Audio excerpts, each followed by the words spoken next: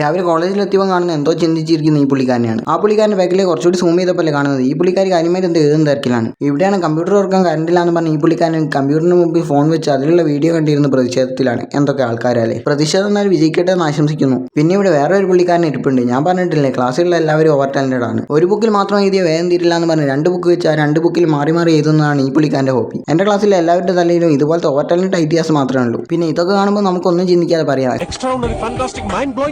പിന്നെ ഇന്റർവെൽ ആയപ്പോൾ നേരെ വിട്ടത് ഇങ്ങോട്ടാണ്. ചെറിയൊരു പരിപാടി ഉണ്ട് ഇവിടെ. ഒരുമയുണ്ട് വിലക്കമാരും കിടക്കാൻ ഷെയറിംഗ് ഈസ് കെയറിംഗ് അങ്ങനെയൊക്കെയാണ് ഞങ്ങൾ പഠിച്ചത്. അതുകൊണ്ട് ആദ്യം വാങ്ങുന്നു പിന്നെ മറ്റവന് കൊടുക്കുന്നു. പക്ഷേ പുള്ളിക്കാരൻ കുടിക്കുന്ന എക്സ്പ്രഷൻ കണ്ട വേറെ എന്തോ കുടിക്കുന്നത് തോന്നിപ്പോകും. നമ്മളെന്തിനാലേ വെറുതെ കുടിക്കുമ്പോൾ എക്സ്പ്രഷൻ ഒക്കെ നോക്കാൻ പോകുന്നത്, വാങ്ങുന്നു കുടിക്കുന്നു, അത്ര തന്നെ പരിപാടി. ഈ പുള്ളിക്കാരൻ കടയിൽ നിന്നെടുത്ത് ഒരു പീസ് പൈനാപ്പിൾ വയ്ക്കാനാണ് അച്ചാറിന്റെ ഫുൾ പോട്ടിൽ കൈ പിടിച്ച് നിൽക്കുന്നത്. ഇതിന്റെ ആഫ്റ്റർ എഫക്റ്റ് ആയിട്ട് തീ പാർമോ ഇല്ലയോ എന്ന് കണ്ടറിയാം. എന്തായാലും അച്ചാറിന്റെ സൈഡ് എഫക്റ്റ് ഇപ്പൊ തന്നെ തുടങ്ങി ആ മുഖം കണ്ടാൽ അറിയാം. പിന്നെ ഈ കടയിൽ സർവത്തുണ്ട്, ഉപ്പിലിട്ട മാങ്ങ, നെല്ലിക്ക, പൈനാപ്പിൾ, കേറ്റ്, അങ്ങനെ ഏകദേശം എല്ലാ ഐറ്റംസ് ഉണ്ട്. പിന്നെ ഇവര് തന്നെ എഴുതി വെച്ചിട്ടുണ്ട്, വന്നോളി ഇരുന്നോളി കഴിച്ചോളി. ഈ പുള്ളിക്കാരൻ ഈ കടത്തം കണ്ടിട്ട് എനിക്ക് നിങ്ങളോട് ഒന്നേ പറയാനുള്ളൂ, സ്നേഹിച്ചു പോയി വെട്ടിയിട്ട വായത്തണ്ട് പോലെ കിടക്കണ കിടപ്പ് കണ്ടപ്പ പാവം ഡിപ്രഷനിലാണെന്ന് തോന്നുന്നു. അവിടെ കിടന്നോട്ടെ. ഇത് കണ്ടപ്പോൾ ഞാൻ ആലോചിക്കുന്നത്, ഫോൺ വരെ ലൈൻ ഉണ്ട്, എന്നിട്ട് എനിക്ക് ലൈൻ ഇതുവരെ സെറ്റ് ആയിട്ടില്ല. പക്ഷേ ഇതുകൊണ്ടൊന്നും എന്നെ തളർത്താൻ പറ്റില്ല. പിന്നെ നിങ്ങൾക്കൊരു അഡ്വൈസ് തരാം. ഒന്നുകിൽ എഴുതുകയാണെന്നുള്ള വ്യാജന ഇതുപോലെ ഏത് സമയം കഥ പറഞ്ഞിരിക്കുക, അല്ലെങ്കിൽ ഇതുപോലെ നല്ല കുട്ടികളെ എഴുതിക്കൊണ്ടിരിക്കുക. ഇതുകൊണ്ടുള്ള ഉപകാരം എന്താണെന്ന് വെച്ചാൽ വേറൊരാൾ നോട്ട് എഴുതി തരുമെന്ന് ചോദിച്ചാൽ നമ്മുടെ അടുത്ത് വരില്ല. അങ്ങനെ എന്തായാലും ഇന്നത്തെ പരിപാടി കഴിഞ്ഞ് സ്റ്റാൻഡിലെത്തി. എന്നെ നേരെ ബസ് പിടിച്ച് വീട്ടിലേക്ക്. അപ്പോൾ ഇത്രേ ഉള്ളൂ.